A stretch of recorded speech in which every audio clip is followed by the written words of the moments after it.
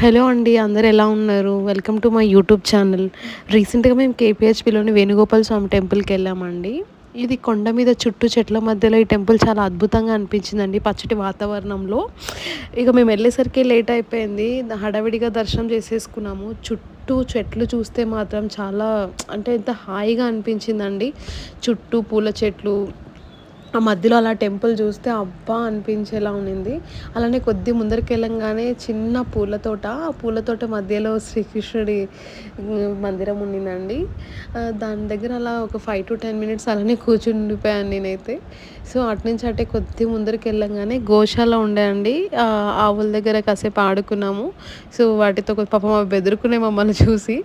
ఇగ వాటితో కాసేపు ఆడుకొని అట్లనే పక్కకి ఆంజనేయ స్వామి టెంపుల్ ఉండే అండి. ఆంజనేయ స్వామి గుడిలోకెళ్ళి దర్శనం చేసుకున్నాము. పూజారి మా కోసం ఎదురు చూస్తున్నట్టుండే. ఇగ ప్రసాదం తీసేసుకున్నాము.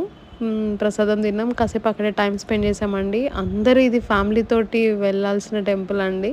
సీరియస్‌గా చాలా మంచిగా అనిపించింది. మీరు కూడా మిస్ అవ్వకండి.